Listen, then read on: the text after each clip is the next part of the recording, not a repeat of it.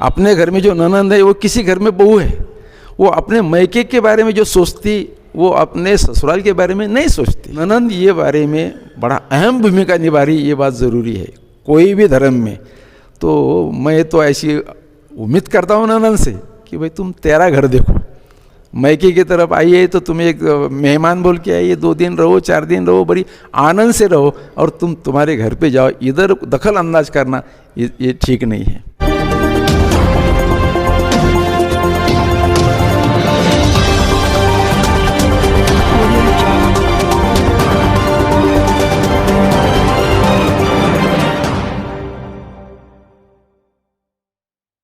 अस्सलामु अलैकुम वरहमतुल्लाहि वबरकातुहू। नाजरीन खैर मकदम है, वेलकम है, स्वागत है आपका दैनिक लोकहित न्यूज़ सिल्लोड में।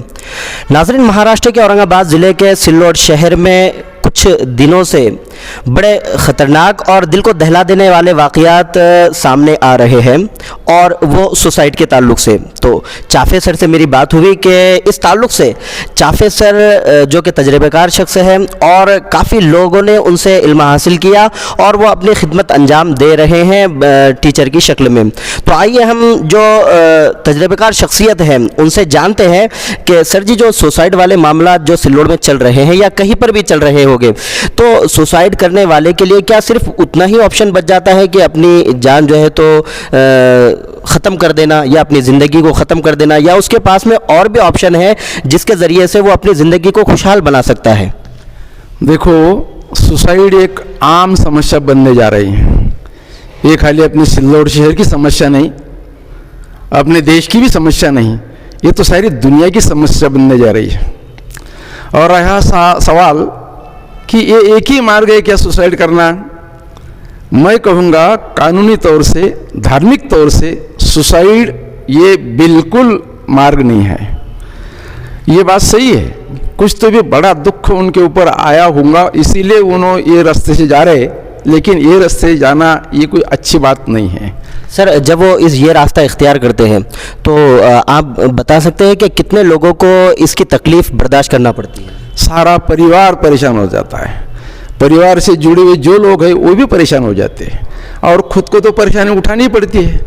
खुदकुशी करने के वक्त अगर विदिन नो टाइम वो जाता है तो बात अलग है, लेकिन कोई 10 दिन 15 दिन महीना भर जीता रहने के बाद भी उसको जाना ही पड़ता है, बहुत सारी तकलीफ उठाना पड़ती है। तो तकलीफ की तरफ से देखा जाए तो खुद के लिए भी, अपने परिवार के लिए भी और समाज के लिए भी ये अच्छी बात नहीं है।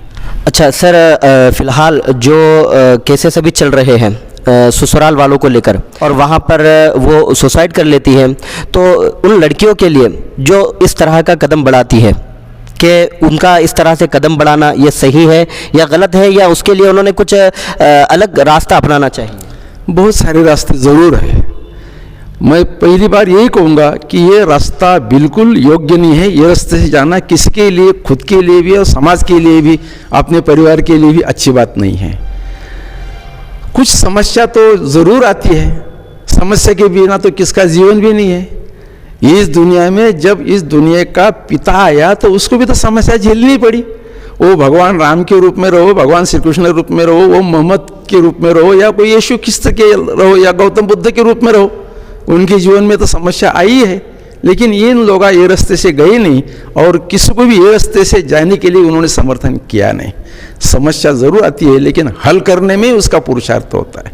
और जितना समस्या आ सकती है, सारी समस्या के लिए हल हो सकता है, लेकिन शांत चित्त से बैठकर उसको सुलझाना यही अपने हाथ में है और उस खुद के हित में भी है। अच्छा सर, इस तरह का मामला ना बढ़े तो जो धार्मिक संगठनाएं होती है, अभी जो बढ़ रहे हादसात, वाक़यात, जो एक्सीडेंट ये बढ़ रहे हैं, तो इसमें धार्मिक जो संगठनाएं उन्होंने क्या करना चाहिए उनकी अपनी लेवल पर? देखो, ये समस्या धार्मिक तो बिल्कुल नहीं है। खुदकुशी हिंदू में हो रही, मुस्लिम में भी हो रही, क्रिश्चियनों में भी हो रही, सब तरफ खुदकुशियाँ हो रही है। लेकिन धार्मिक संगठन का जो इसमें योगदान होना ज़रूरी है, वो ऐसा है कि ऐसा दिल बनाया जाए लोगों का कि वो रास्ते से वो ना जाए। उसी के लिए भक्ति की ज़रूरत है। तुम भक्ति जाके मंदिर में करो या जाके मस्जिद में करो, लेकिन जो लोग इस रास्ते से जाने वाले हैं, भक्ति के रास्ते जाने वाले हैं, वो लोग खुदकुशी के रास्ते पे कभी भी नहीं जाएंगे। तो धार्मिक संगठन का काम ये होता है कि एक ऐसा माइंड तैयार किया जाए समाज में कि कोई भी परेशानी आई तो परेशानी के लिए हल हो सकता है, खुद किसी उसकी बिल्कुल उसका हल नहीं है। सर जी, वो लड़कियां जो अपने ससुराल में हैं और उनको जो तकालीफ हो रही है, जो प्रॉब्लम्स आ रही है उनकी ज़िंदगी में, तो उसका बेहतर सॉल्यूशन मैं जानना चाहूँगा आपकी ज़ुबानी कि उन्होंने क्या करना चाहिए ये कदम न उठाने के बजाय। देखिए, समस्या तो हर जगह होती रहती है। सारे केसेस में लड़कियां जवाबदार है ऐसा मैं नहीं कहूँगा, लेकिन सारे बारे में उसका ससुराल का परिवार जवाबदार है ये भी अपन नहीं कह सकते। कुछ जगह पर लड़कियां खुद जिम्मेदार है, कुछ जगह पर उसका ससुराल का परिवार भी जवाबदार है। अपेक्षा इतनी बढ़ गई बच्चियों की भी कि मैं ससुराल जाने के बाद ऐसी ऐसी सुविधा मेरे को मिलना ज़रूरी है। उसका फिनेंशियल स्टेटस अगर वैसा नहीं है तो सुविधा नहीं दे सकता। लड़कियों के इस बारे में सोचना इतना ज़रूरी है कि जिस घर में उसने शादी करने के बाद जाना है तो उस घर के सारे सुख दुख अपनाना है। अगर उस दुख के सारे सुख दुख उसने अपनाए तो इस मार्ग से जाने की ज़रूरत ही नहीं पड़ती। लेकिन इसी समय ससुराल वाले की कुछ जिम्मेदारी होती है। अपनी बेटी के बारे में अपन जो सोचते रहते ऐसा अपने बहू के बारे में अपन नहीं सोचते। ये बहुत बड़ी सामाजिक बीमारी है। और अभी आपने जो धार्मिक संगठन के बारे में सवाल निकाला तो उनका भी ये जवाबदारी है कि सारे परिवार वालों की भी लगना चाहिए कि मेरी क्या जवाबदारी है। हर एक घटक ने अपनी जवाबदारी अगर निभाए तो ये समस्या नहीं खड़ी होगी। अच्छा सर जी, जैसे कि अब हर गली में किसी की लड़की दी हुई होती है या कोई ना कोई समस्या गली में चलती है, तो उस समस्या से, उस प्रॉब्लम से उस घर में जो चल रही है गली वाले जानते हैं, गली वाले सुनते भी हैं, तो उस वक्त गली वालों ने क्या करना चाहिए, कॉलोनी वालों ने, कि उस मामले को ख़त्म करने के लिए, क्योंकि जब मामला ख़त्म होगा जब गली वाले उसमें इंटरफेयर करेंगे, वरना फिर वो मामला तो ख़त्म होने वाला नहीं। तो सर उस वक्त गली वालों का क्या रिएक्शन होना चाहिए उस पर? देखो, कोई भी घर में समस्या अगर खड़ी रही तो वो समस्या परिवार वालों को जितनी मालूम रहती, नंबर 2 में वो अपने पड़ोसी वालों को मालूम रहती है। लेकिन हर समय उन्होंने इंटरफेयर नहीं कर सकते। उसमें कुछ सामाजिक जवाबदारी है, उसमें कुछ अपनी कानूनी भी जवाबदारी है। लेकिन घटना घटने के बाद फिर कौन से रास्ते से ख्यालात करना, ये हर एक के खुद के स्वभाव से और उनके रिश्ते पर भी अवलंबन रहता। उनका ससुराल के लोगों से नज़दीक का रिश्ता रहा तो सारा ब्लेम बच्चे को देते। उनका रिश्ता अगर बच्ची से रहा, बहू से रहा, तो सारा जो गलत फहमी है वो परिवार के ओर से होती रहती। ये तो चलने वाला है साहब। लेकिन समझदारी बहुत बड़ी चीज़ है। समझदारी वो बहू के पास भी होना, समझदारी परिवार के पास भी होना और समझदारी अपने पड़ोसी के साथ भी होना। अच्छा सर जी, जब ये प्रॉब्लम चल रही है घरेलू ज़िंदगी में, तो इन समस्याओं को कितनी मर्तबा हल किया जाए, उसके बाद में जो है तो लड़की अलग हो जाए या फिर लड़का अलग हो जाए, दोनों को अलग अलग कर दिया जाए? देखो, लड़की लड़के ने अलग रहना ये बात अच्छी नहीं है। लेकिन फिर भी अगर जमता ही नहीं होता तो अलग रहना भी कोई हरकत नहीं। खुद खुशी करने के बजाय अलग भी रहे तो चल सकता है। मैं ऐसा समर्थन नहीं करूँगा कि थोड़ा बहुत कुछ होगा है तो बिल्कुल अलग रहना। लेकिन जब बर्दाश्त नहीं हो रहा, अभी खुदकुशी से मार्ग से जाना है, तो उसके बजाय वो अलग रहा, वो भी ठीक है। क्योंकि सर अक्सर घरों में देखा जाता है कि लड़का प्रेशर में होता है, प्रेशराइज होता है, जिसकी वजह से वो लड़की को अलग निकाल कर रहने पे मजबूर होता है कि वो कैसे रहे। उसको सब तोड़ दिया जाता है फिर कि तू जो है तो हमारे घर से निकल गया और मैं तेरा पापा नहीं और ये तेरी मम्मी नहीं। तो आप ऐसे माता पिता के लिए आप क्या कहना चाहेंगे? मैं इतना ही कहूँगा माता पिता के लिए कि अपने बच्चों से जी अपेक्षा है उसको ज़रा मर्यादित रखना। सारी बातें अपने दिल जैसे कभी होती नहीं। और इसके लिए जब जो अपेक्षा अपन अपने बच्चों से कर रहे तो पीछे मुड़कर भी देखेंगे अपने माता पिता के लिए अपन ने क्या किया हुआ है। ये सोच अगर उनके पास आई तो उन्हें बर्दाश्त करेंगे। बर्दाश्त करने के सिवाय तो दूसरा कोई मार्ग ही नहीं है। तो माता पिता ने भी समझ लेना कि भाई उनका भी कुछ निजी लाइफ है, बहू की भी कुछ अपेक्षा है, कुछ हद तक उसकी अपेक्षा भी पूरी होना ज़रूरी है। और अपने बेटे के लिए अपन भी थोड़ा समझ रखना बहुत ही ज़रूरी है। अच्छा सर जी, जैसा कि अब वो लड़की दूसरे के घर की होती है, जब अपने घर में जब आती है तो उसको सेटल होने के लिए कुछ टाइम लगता है, तो उसको सेट होने के लिए कितना टाइम दिया जाए ससुराल वालों ने? ये देखो, फ्रिज में अपन दूध रखते और फ्रिज में से निकालने के बाद चाय बनानी है तो उसके लिए कुछ समय देना पड़ता दूध को अपनी रूम टेम्परेचर तक आने के लिए। बस यही अपनी लाइफ में है।